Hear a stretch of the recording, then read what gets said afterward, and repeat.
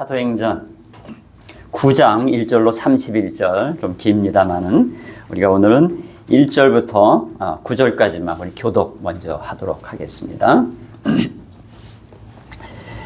사울이 주의 제자들에 대하여 여전히 위협과 살기가 등등하여 대제사장에게 가서 다메섹 여러 회당에 가져갈 공문을 청하니 이는 만일 그 도를 따르는 사람을 만나면 남녀를 막론하고 결박하여 예루살렘으로 잡아오려 함이라. 사울이 길을 가다가 다메섹에 가까이 이르더니 호련히 하늘로부터 빛이 그를 둘러 비추는지라.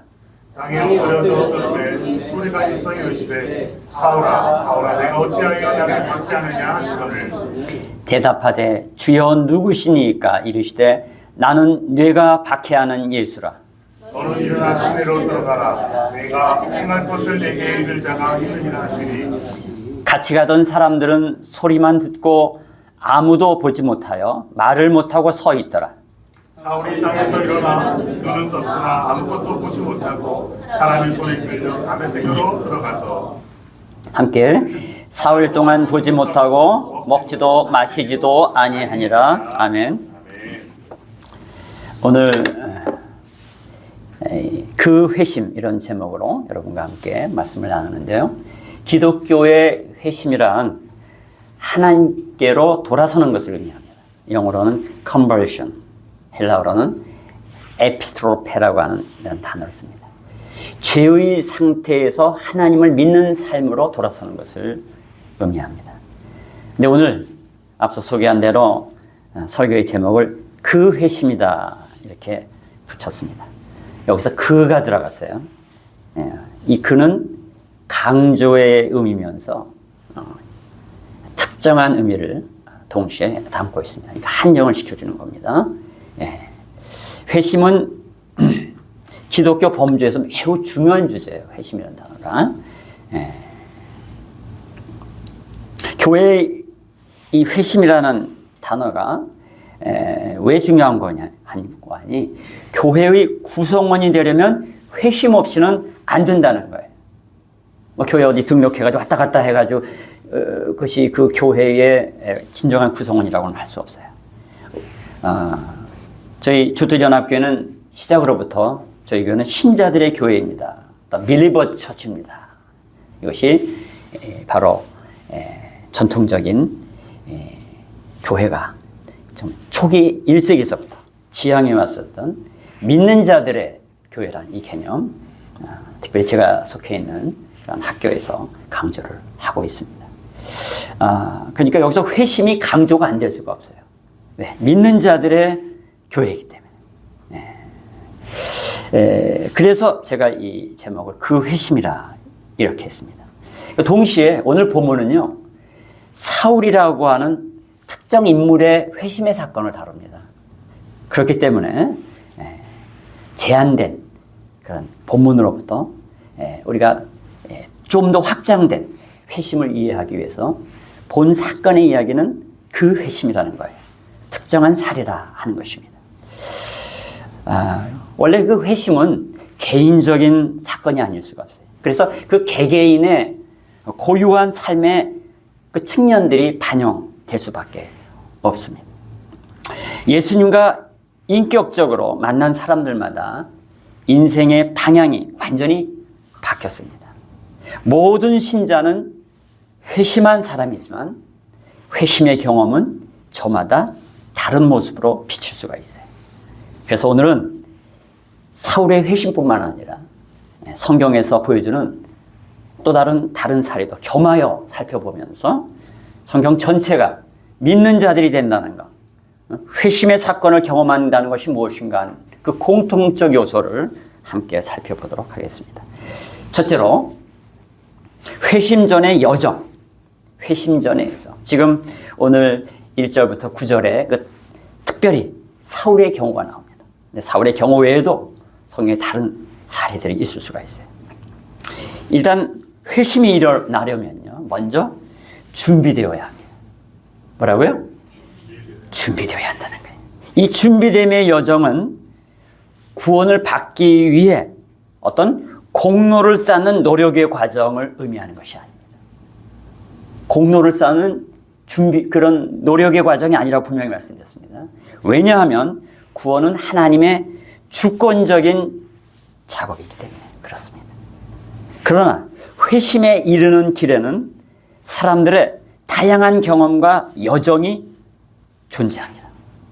최근에 신학계 몇 해 사이에 있었어요. 미국에서도 좀 그랬는데 오히려 한국에서 두세 해 전부터 그냥 계속 논란이 되었던 것이 회심 준비론이라는 거예요. 회심 준비론. 아주 열띤 논쟁이 지금까지 계속되고 있어요.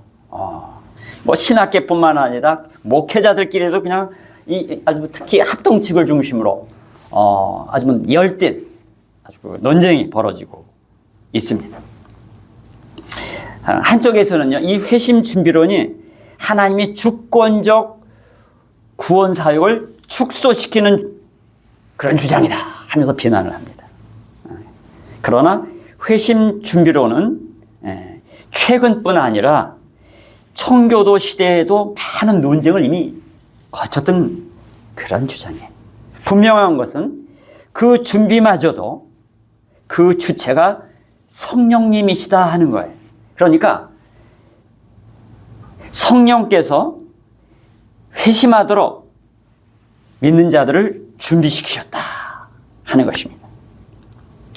이렇게 용어를 성령이 주체가 되신다, 그 준비 과정에서조차도 주체가 되신다라고 정의한다면 이 주장은 오히려 하나님의 구원의 섭리가 얼마나 풍성한지를 우리들에게 조명해 줍니다. 또한 우리의 인생 전체를 사용하시는 하나님의 놀라운 구원에 우리가 감격을 더할 수가 있게 되는 것이죠.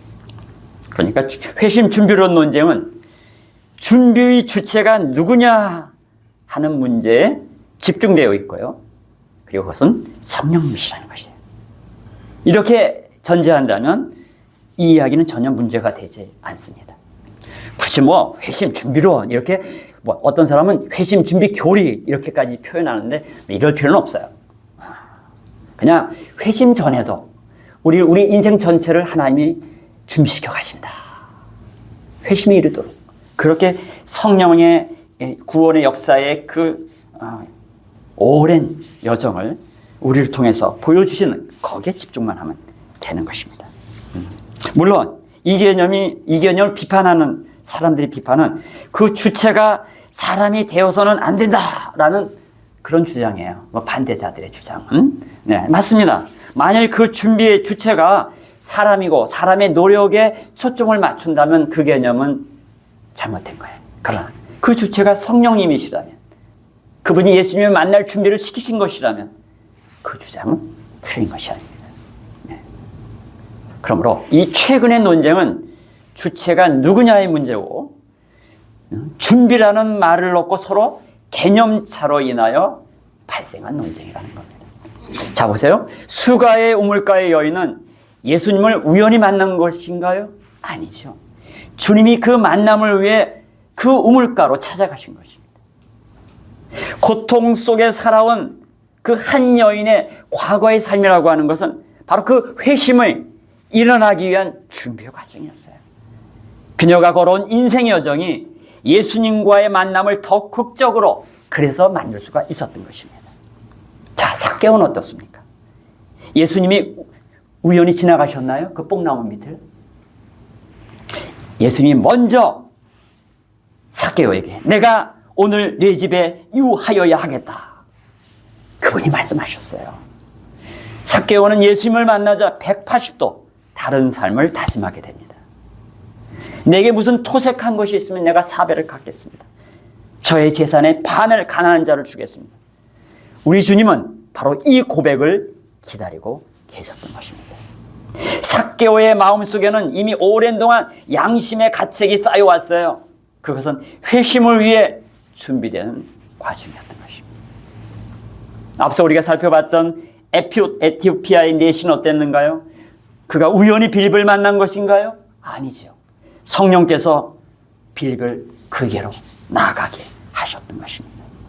이사야서를 읽고 있었다는 것은 그가 구도의 마음을 이미 갖고 있었다는 것이죠. 그런 마음이 준비되기까지 하나님의 섭리가 그의 생애를 통해 지속적으로 역사되었다는 것입니다. 내시가 밟아온 인생의 여정은 회심을 위한 준비의 시간들이었습니다. 오늘 본문에 우리는 사울에게 일어난 극적인 회심의 사건을 마주하게 됩니다. 사울처럼 이렇게 대단한 사람이 어디 있습니까? 이런 사람은요, 충격적인 경험을 통해서만 비로소 회심에 이를 수 있는 그런 종류의 사람입니다. 유대 땅에서 사울처럼 유능하고 실력 있고 열심 있고 종교적 배경과 역량을 갖춘 사람을 찾아보기 힘듭니다. 아주 비범한 사람이었기에 바리새파뿐만 아니라 맨날 싸웠던 그 사두개파조차도 이 바울만은 믿어줬던 것입니다. 오늘 보면 이 앞부분에 대제사장에게 가가지고 인증을 받지 않습니까? 공적인 지위를 얻게 됩니다. 종교 권력의 중심부에 있는 사람들, 대제사장, 사두개파 이들에게조차도 바울은 인증된 사람이었습니다. 그 지위는 그야말로 막강한 것이었습니다. 그러니 그의 기세가 당당할 수밖에 없었던 것입니다. 사울의 모든 성취는 자기 의를 근거로 이룬 것이기 때문에 자기 부인이 아니라 극도의 자기 교만에 빠질 수밖에 없었던 것입니다. 문제는 사울처럼 이렇게 엄청난 스펙을 가진 사람은 회심하기가 그리 쉽지 않다는 것입니다. 자기 성취감과 자기 의로 똘똘 뭉친 이런 사람들은 일반적인 평범한 사람들의 회심과는 다른 방식을 거쳐야 합니다.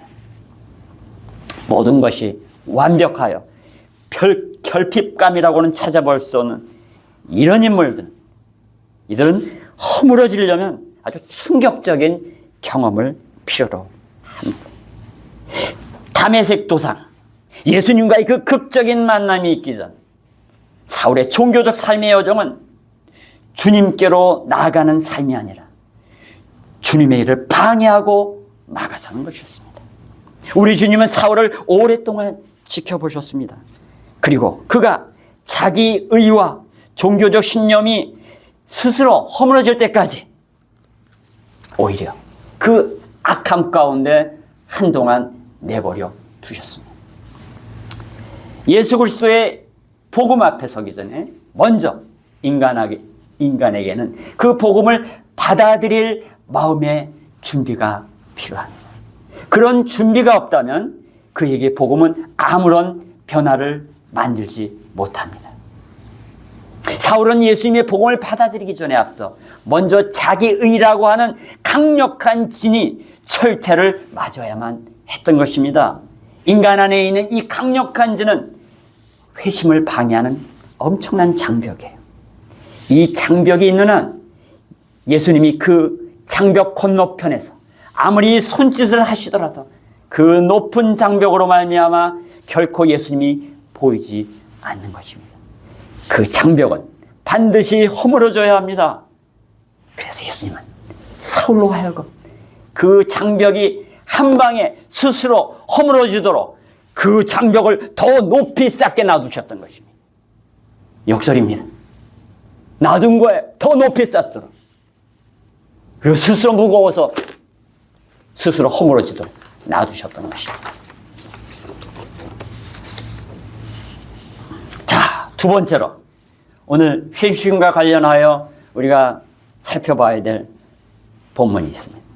그것은 10절부터 19절 상반절까지 나오는데요. 두 번째는 그럼 회심 사건의 전모 어떻게 나타나는 것인가? 회심을요, 신학자들은 이렇게 정의 내립니다. 최초의 회개와 최초의 믿음, 이렇게 얘기합니다. 아주 심플하게. 회심이다. 최초의 회개와 최초의 믿음을 합쳐가지고 회심이라고 한다. 그렇게 얘기합니다. 이것에 대해서는 이견이 없어요. 그러나 이 최초의 회개와 믿음이 어떤 모습으로 전개되느냐 하는 건 차이가 있을 수가 있어요. 사람마다. 이 첫 회개와 믿음은 사람마다 다른 상황에서 개인적인 경험을 통해서 나타나기 때문에 그 양상이 다르다는 얘기죠. 앞서 다루었던 수가성의 여인은 예수께서 그의 과거를 드러내시고 자신이 영원한 생수를 주실 그런 분이시라는 사실을 알려줬을 때 그 순간 그 마음속에 회개가 일어나고 믿음이 생기고 그래서 전격적인 회심이 일어나는 이런 경우를 보여줍니다. 반면에 니고데모와 같은 경우는 알 수 없는 어떤 순간에 은밀하게 일어난 것을 보입니다. 요한복음에 3차례 니고데모가 나옵니다. 여러분 잘 아시는 그 요한복음 3장에 아주 늦은 시간에 은밀하게 니고데모가 예수께 나옵니다. 예수께서는 그에게 도전하십니다. 내가 거듭나야 하겠다. 그때 그는 그 말을 듣자마자 회심한 게 아니에요. 그는 이해할 수가 없었어요. 아직 회심의 시점이 아니었다는 것이죠. 수가의 우물가의 여인처럼 한 방에 끝난 게 아니에요. 니고데모는 두 번째 장면이 나옵니다. 요한복음 7장 51, 52절에 보면 대제사장들과 바리새인들이 모여서 그 아랫사람들이 예수를 잡아오지 못한 것을 인하여 막 야단치는 거예요. 그때 니고데모가 끼어듭니다. 그리고는 우리 율법은 사람의 말을 듣고 그 행한 것을 알기 전에 심판하느냐 하면서 그 상황을 바로잡으려고 노력합니다. 그는 성전의 종교 지도자들, 그 율법주의자들과는 결을 달리하고 있는 모습을 보이고 있습니다. 그리고 세 번째로 19장 40절에 보면 다시 니고데모가 나타납니다. 이것은 예수님의 장례식을 치르기 위한 그 준비의 순간이 기록되어 있습니다. 그 아리마대 요셉이 예수님의 시신을 모시는 겁니다. 그때에 바로 이 니고데모가 모략과 침향 섞인 것을 가지고 와서 유대인 장례법대로 치를 수 있도록 돕는 장면이 나옵니다. 이 자리는 제자들마저도 다 도망간 자리입니다. 위험천만한 자리입니다. 그런데 이 자리에 바로 니고데모가 섭니다. 이것은 그가 이미 회심의 순간을 거쳤음을 미루어 짐작하게 만듭니다. 다만 회심의 모습이 니고데모의 경우는 급진적인 것이 아니라 겉으로 보기에는 매우 점진적인 것처럼 보입니다. 물론 회심, 다시 말해 첫 회개와 첫 믿음은 단 일회적이고 순간적인 것이에요. 그러나 사람에 따라서는 겉으로 보기에 일어났는지 안 일어났는지 알아볼 수 없을 정도로 아주 내밀하게 경험되는 사건일 수가 있다는 겁니다. 오늘 함께 살펴보는 그렇다면 사울의 경우는 어땠을까요? 수가 우물가의 여인이나 니고데모와는 또 다른 모습을 보입니다. 사울은 자기 의가 너무나 강한 사람이었지요. 하나님은 그런 사람을 변화시켜 그런데 쓰시고자 했어요.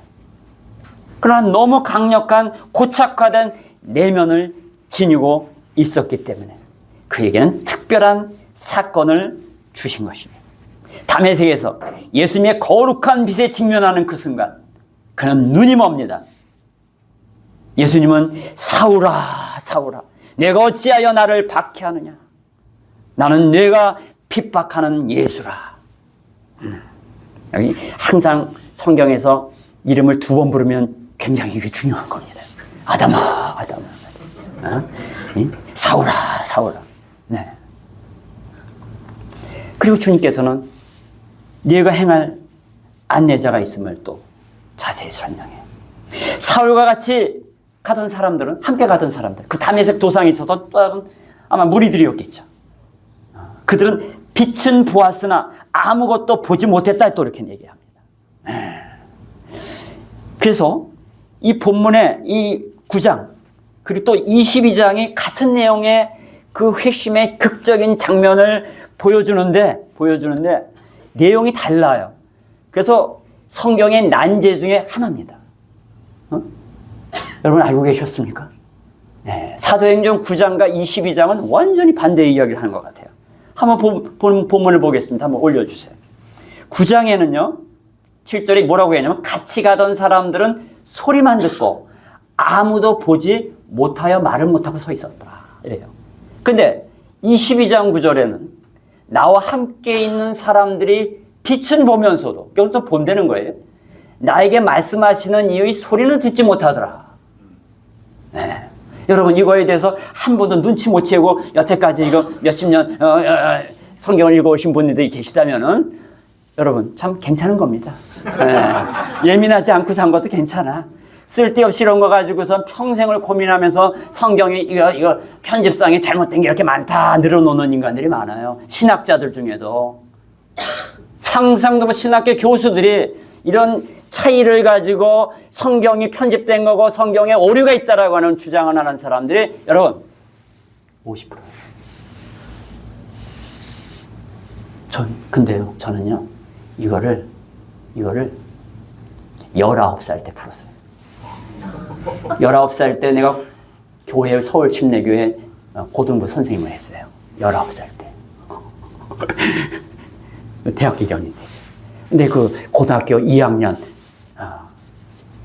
제자가 그때 제자들이 몇 명 있는데 다 한 자리씩 다 해요. 지금 한 사람은 심신대 교수도 하다가 지금 이제 개인 사업하는데, 또 한 사람은 지금 LA에서 치과의사 하고, 또 한 사람은 또 일반 사회에 진출해가지고 또 사업을 하기도 하는데, 그때 교수 됐다는, 벌써 고등학교 때부터 벌써 살던 거야. 요걸 읽다가 이 두 개의 차이를, 이 반대되는 걸 나한테 가져와서 19살짜리한테 대답을 하라는 거예요. 그래서 뭐라고 답했냐? 하루만 기다려달라. 우리 토요일 모임이 있었는데 내일 주일까지 내가 이걸 그때 무슨 그 19살짜리가 무슨 신학책이 있겠어요? 그냥 본문만 가지고 들여다보는 거예요. 근데 열리는 거예요. 열린다니까 갑자기 뭐 하늘이 열리고 그게 아니고 깨달아지는 거예요. 자, 이 장면을 여러분이 잘 보세요. 잘 보시면 이 장면에 강렬한 빛이 이제 보이긴 보였는데 이건 봤다는 거예요. 무리들인데 그 빛 가운데 계신 예수 그리스도는 사울만 봅니다. 그리고 그 강렬한 빛이 사울의 눈을 멀게 합니다. 다른 사람들은 눈 멀었다는 얘기가 없어요. 아시겠습니까? 그냥 환한 뭔가가 있었던 거예요. 이제 천둥 번개 이제 무슨 소리 같은 소리가 들리긴 들렸어. 소리가 들렸지 그 소리 속에 있는 예수님의 말씀의 그 메시지는 오직 사울에게만 들렸다. 이해되셨습니까? 그리고 다시 읽어보세요. 무슨 말입니까? 말씀하시는, 다시 말해서 같이 가던 사람들은 빛은 보았지만 예수님을 보지 못했다는 거예요. 소리는 들었으나, 알 수 없는 어떤 소리는 들었으나 말씀하시는 예수님의 메시지의 그 내용은 사울밖에는 보지 못했다는 거예요. 그래서 내가 그 다음날 가가지고 내가 그 동생한테 탁 얘기하는데 얼마나 기분이 좋은지. 여러분, 이런 경험들이 우리 인생에 하나씩 있어야 돼요. 그래서 제가 신학교 교수가 됐나 봐요. 그때부터 하나님이 은사를 부어주셨던 것 같아요. 의문점이 있으면 그냥 의문점이지 그것이 틀린 게 아니에요. 절대 틀리지 않았어요. 자, 여러분, 요즘 유튜브에서 난리도 아니잖아요. 기독교 온갖 소리를 큰사하게 변증한다고 뭐 무슨 지읒 뭐 비읍 지읒 자세히 거기까지만 얘기했어요. 그런 데서 신학교 교수들과 한국에 유명하다는 목사들이 나와가지고 떠버리는데, 난 떠버린다고밖에 얘기를 안 해요. 하나님을 사랑하지 않아. 하나님의 말씀의 진실을 믿지 않아요. 그걸 변증한다고 하는 거예요. 그런 사람이 넘쳐납니다. 그런 말 듣지 마세요. 아주 전제해야 돼. 하나님의 말씀은 틀림이 없다고 전제해야 되는 거예요. 다 짝이 맞아요. 이 키에르케, 내가 전공한 키에르케고는 뭐라고 얘기했냐면 하나님은 실족의 가능성을 일부러 내놓았다는 거예요. 실족할 수 있는 가능성을 열어놨다는 거예요. 믿음은 그 실족할 수밖에 없는 상황에서 도약하는 것이 있습니다. 믿으시길 바랍니다, 여러분. 자, 사울이요, 예수님의 강렬한 빛을 보고 눈이 멉니다. 그는 사흘 동안 아무것도 보지 못합니다. 이 기간이 뭐라고, 언제라고 했냐면 사흘이라고 분명하게 표현하고 있어요. 이 자신만만한 살기등등한 사울의 눈이 먼 거예요. 눈이 먼 거예요. 그 눈이 얼마나 살기등등했겠어요. 근데 눈이 먼 거예요. 완전히 반전의 상황이 벌어진 겁니다. 이것은 자신을 돌아볼 그 사울이 그에게 필요했던 것입니다. 원래 이 세상에서 모든 면에 잘 나가던 사람들에게 미래가 안 보이는 그 막막한 장면이 펼쳐지면 사람들은 좌절하여 극단적 행동을 취하기도 합니다. 지금 사울 동안 아무것도 보지 못하는 그 순간 오로지 예수님의 강렬한 잔상만이 그의 뇌리 속에, 그 어두움 속에서 계속 떠올랐을 것입니다. 실제로 우리가 무슨 충격적인 사건을 경험하면 눈을 뜨고 있어도 그 충격적인 장면만이 연상되고 보이지 않습니까? 나는 내가 핍박하는 예수라. 이 한마디는 그의 정신세계와 내면세계 전체를 송두리째 뒤집어 놓는 그 한마디였던 것입니다. 아니, 십자가에서 죽은 예수가 살아있다니. 그 소문이 진짜라니. 그렇다면 내가 여태까지 해온 이 모든 일이 무엇인가? 한순간에 다 물어 돌아가는 것을 그는 경험합니다. 그 보지 못하는 사흘간 모든 곳으로부터 차단되어 음식까지 전폐하고 깊은 시름과 성찰 속에서 그는 죄를 회개할 수밖에 없었던 것입니다. 이제 자신이 핍박했던 그분을 주님으로 믿을 수밖에 없는 절대절명의 순간을 맞이한 것입니다. 사울처럼 자기 것으로 가득한 사람은 사울에게 일어난 이러한 충격적인 사건이 경험되어야 비로소 예수님을 제대로 깨달을 수가 있습니다. 자기 속에 바닥이 드러나는 엄청난 경험을 통해서만 비로소 참된 회개와 참된 믿음을 갖게 되는 사람들이 있다는 것입니다. 이 사울의 순간은 마치 예수님이 우리를 위해 십자가의 죽음에 갇히셨던 그 사울이 연상되지 않습니까? 예수님의 죽음은 바로 나의 죽음인 것입니다. 그 죽음의 순간이 필요합니다. 사울은 무덤 속에 갇혀 죽음으로 있는 시간을 필요로 했던 것입니다. 자신이 그동안 이룬 꿈 같은 순간들이 그 사흘 동안 불에 타 재가 되는 것을 경험해야만 했습니다. 자기 성취감에 사로잡혀서 세상의 모든 것이 자기 것처럼 여겨졌던 현실이 순식간에 송두리째 물어 돌아가는 경험이 필요한 것입니다.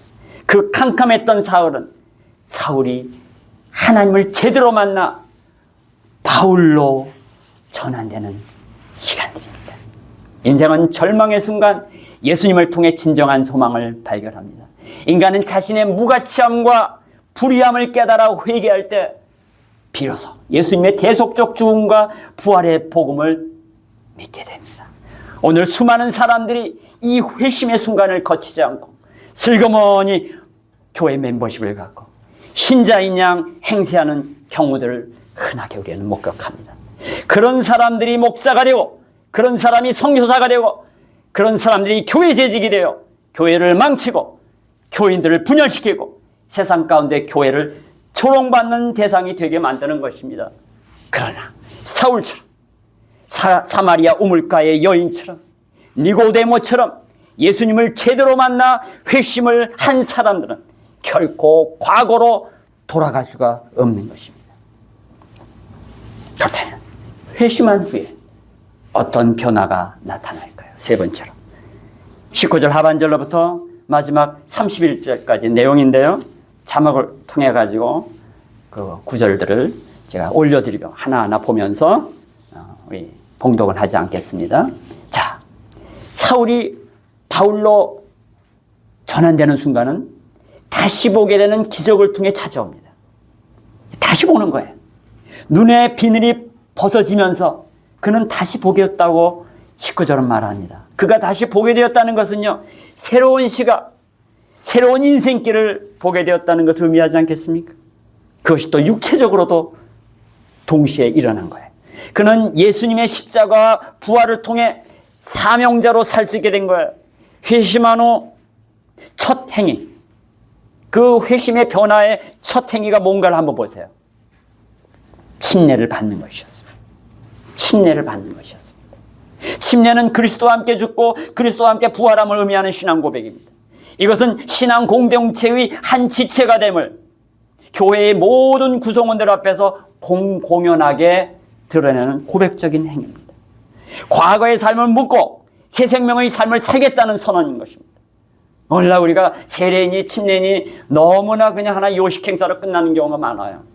근데요, 당시에 침례는요, 이 침례를 통해서 그리스도를 믿는 신자들의 구성원이 됐다는 그 자체가 사회로부터 완전히 소외되고 열애되고, 그리고 그들은 모욕의 대상이고 그들은 저주받을 대상으로 여기는 이런 사회적 분위기 속에서 그의 침례 행위는 엄청난 것인 것이, 과거의 삶을 묻고 새 생명의 삶을 살겠다는 이 놀라운 선언, 이것이 바로 침례의 신앙 고백인 것입니다. 그리고 그 침례를 받은 직후에 바울은 또 어떤 변화된 모습을 보이는가? 바울은 탐의 세계에서 그리스도인 제자들과 교제하기를 시작합니다. 침례 후에 뭐를 한다고요? 그리스도인 제자들과 교제하기를 시작합니다. 교제는요, 특히 그리스도인 신앙의 교제는 단순히 의견 나누고 몇 마디 나누고 밥 한 끼 같이 먹고 이것이 교제가 아니에요.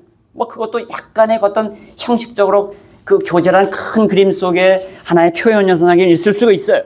그러나 더 중요한 것은 성령의 교통을 전제로 하는 사귐이라는 뜻이에요.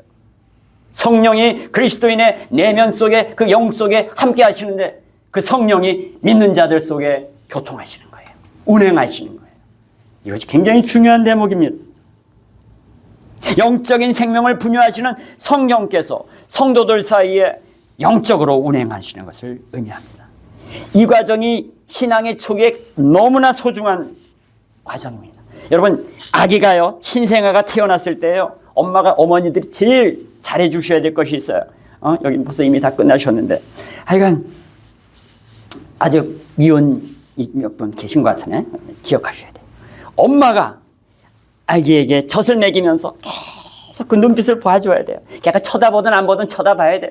그리고 그 눈빛을 통해서 소통해야 됩니다. 엄마의 자상한 눈빛을 그에게 줘야 합니다. 예? 그 눈을 마주치면서 호응해줘야, 조금만 어떤 행동의 변화가 있을 때마다 거기에 반응을 보여야 돼요. 그러면 그때 비로소 엄마를 통해 세상을 이해하기 시작합니다. 세상을 인식하기 시작하는 것입니다. 이 신생아들에게 이런 초기 과정이 중요한 것처럼 영적으로 탄생한 그리스도인 신생아는 성도 간에 정말 성령이 교통하시는 교제를 몸소 경험하면서 바로 성령께서 그들의 영혼을 영적으로 하나님의 세계를 깨우치게 하는, 인식하게 하는 그 역사가 일어나게 해야 한다는 것입니다. 한 번 더 얘기합니다. 성도 간의 교제는 그저 친숙하게 지내는 그런 정도로 머물러서는 안 됩니다. 성령이 교회의 구성원들 사이에 운행하시는 역사를 경험하게 하는 것이 바로 결정적인 핵심입니다. 우리의 사귐 가운데 성령의 역사가 체험되도록 하는 것, 이것을 위해서 우리가 집중해야 합니다. 요한일서 1장 3절은 이렇게 얘기합니다. 우리가 보고 들은 바를 너희에게도 전함은 너희로 우리와 사귐이 있게 하려 함이니, 이 우리의 사귐은 아버지와 그의 아들 예수 그리스도와 더불어 누림이라. 여기서 누림이 가능하도록 성령이 역사하시는 것입니다. 바울은 제자들과 함께 있으면서 그런 누림을 경험하게 된 것입니다. 그리고는 즉시로 바울은 각 회당을 다니면서 예수가 하나님의 아들이심을 증거합니다. 이것은 화가 닥칠 일을 스스로 자처하는 것이죠.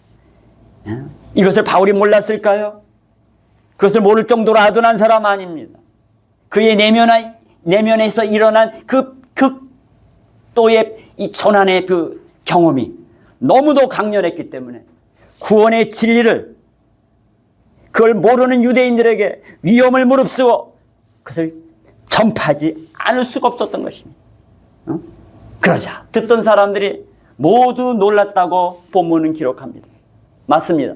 며칠 전까지만 해도 예수 믿는 자들을 잡아 가두던 그 행동대장이 지금은 거꾸로 자신이 핍박하던 예수를 증거하는 자가 되었으니 이 얼마나 이 날벼락 같은 이 상황입니까?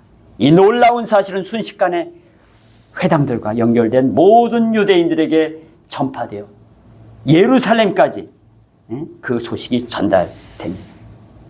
그 결과 바울을 제거할 체포조까지 보내게 되는 것이죠. 아주 위험천만한 사태가 벌어진 것입니다. 바로 이 시점에 사단은 인간 졸개들의 마음을 사로잡아 그들로 하여금 하나님의 사명자의 사역을 초기 진압하려는 수작을 부립니다. 이걸 주목해야 합니다. 하나님의 사명자가 사명을 위해 헌신하게 되면 온갖 주변의 방해꾼들과 괴롭히는 자들이 일어나게 됩니다. 많은 사람들이 신앙의 입문 과정에서 좌절하고 성장의 기로에서 그냥 머물러 버리는, 물러나게 되는 이런 일들이 왜 있을까요? 바로 그 시기가 중요하기 때문에 사단의 방해와 사단의 온갖 고통을 주는 그런 사건들을 그에게 경험시키기 때문입니다. 이제 바울은 그런데 더 용감하게 행동합니다. 하도 용감하고 아마 그 동료들이 그리스도인 제자들이 좀 자제할 것을 얘기했는지도 몰라요. 근데 얼마나 열심히 사도행전 9장 1절로 31절 좀 깁니다만은 우리가 오늘은 1절부터 9절까지만 우리 교독 먼저 하도록 하겠습니다. 네, 사울이 주의 제자들에 대하여 여전히 위협과 살기가 등등하여 대제사장에게 가서 다메섹 여러 회당에 가져갈 공물을 청하니 이는 만일 그 도를 따르는 사람을 만나면 남녀를 막론하고 결박하여 예루살렘으로 잡아오려 함이라. 사울이 길을 가다가 다메섹에 가까이 이르더니 호련히 하늘로부터 빛이 그를 둘러 비추는지라. 땅에 엎드려져 들에 소리가 있어 이르시되 사울아 사울아 내가 어찌하여 나를 박해하느냐 하시거늘 대답하되 주여 누구시니까 이르시되 나는 네가 박해하는 예수라. 너는 일어나 시내로 들어가라 내가 행할 것을 내게 이를 자가 있느니라 하시니 같이 가던 사람들은 소리만 듣고 아무도 보지 못하여 말을 못하고 서 있더라. 사울이 땅에서 일어나 눈은 떴으나 아무것도 보지 못하고 사람의 손에 끌려 다메섹으로 들어가서 함께 사흘 동안 보지 못하고 먹지도 마시지도 아니하니라. 아멘. 오늘 그 회심 이런 제목으로 여러분과 함께 말씀을 나누는데요. 기독교의 회심이란 하나님께로 돌아서는 것을 의미합니다. 영어로는 conversion, 헬라어로는 에피스트로페라고 하는 이런 단어를 씁니다. 죄의 상태에서 하나님을 믿는 삶으로 돌아서는 것을 의미합니다. 근데 오늘 앞서 소개한 대로 설교의 제목을 그 회심이다 이렇게 붙였습니다. 여기서 그가 들어갔어요. 이 그는 강조의 의미면서 특정한 의미를 동시에 담고 있습니다. 그러니까 한정을 시켜주는 겁니다. 회심은 기독교 범주에서 매우 중요한 주제예요. 회심이라는 단어가. 교회의 이 회심이라는 단어가 왜 중요한 거냐 아니 교회의 구성원이 되려면 회심 없이는 안 된다는 거예요. 뭐 교회 어디 등록해가지고 왔다 갔다 해가지고 그것이 그 교회의 진정한 구성원이라고는 할 수 없어요. 저희 주도연합교회는 시작으로부터 저희 교회는 신자들의 교회입니다. 빌리버즈 처치입니다. 이것이 바로 전통적인 교회가 좀 초기 1세기서부터 지향해 왔었던 믿는 자들의 교회란 이 개념, 특별히 제가 속해 있는 그런 학교에서 강조를 하고 있습니다. 그러니까 여기서 회심이 강조가 안 될 수가 없어요. 왜? 믿는 자들의 교회이기 때문에. 그래서 제가 이 제목을 그 회심이라 이렇게 했습니다. 동시에 오늘 본문은요, 사울이라고 하는 특정 인물의 회심의 사건을 다룹니다. 그렇기 때문에 제한된 그런 본문으로부터 우리가 좀 더 확장된 회심을 이해하기 위해서 본 사건의 이야기는 그 회심이라는 거예요. 특정한 사례라 하는 것입니다. 원래 그 회심은 개인적인 사건이 아닐 수가 없어요. 그래서 그 개개인의 고유한 삶의 그 측면들이 반영될 수밖에 없습니다. 예수님과 인격적으로 만난 사람들마다 인생의 방향이 완전히 바뀌었습니다. 모든 신자는 회심한 사람이지만 회심의 경험은 저마다 다른 모습으로 비칠 수가 있어요. 그래서 오늘은 사울의 회심뿐만 아니라 성경에서 보여주는 또 다른 사례도 겸하여 살펴보면서 성경 전체가 믿는 자들이 된다는 것, 회심의 사건을 경험한다는 것이 무엇인가 하는 그 공통적 요소를 함께 살펴보도록 하겠습니다.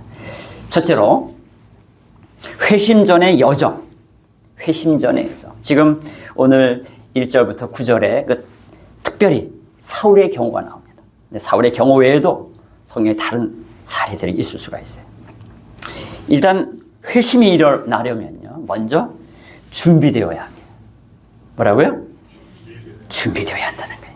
이 준비됨의 여정은 구원을 받기 위해 어떤 공로를 쌓는 노력의 과정을 의미하는 것이 아닙니다. 공로를 쌓는 그런 노력의 과정이 아니라고 분명히 말씀드렸습니다. 왜냐하면 구원은 하나님의 주권적인 작업이기 때문에 그렇습니다. 그러나 회심에 이르는 길에는 사람들의 다양한 경험과 여정이 존재합니다. 최근에 신학계 몇 해 사이에 있었어요. 미국에서도 좀 그랬는데 오히려 한국에서 두세 해 전부터 그냥 계속 논란이 되었던 것이 회심 준비론이라는 거예요.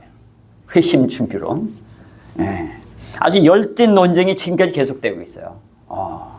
신학계뿐만 아니라 목회자들끼리도 그냥 아주 특히 합동측을 중심으로 아주 열띤 아주 논쟁이 벌어지고 있습니다.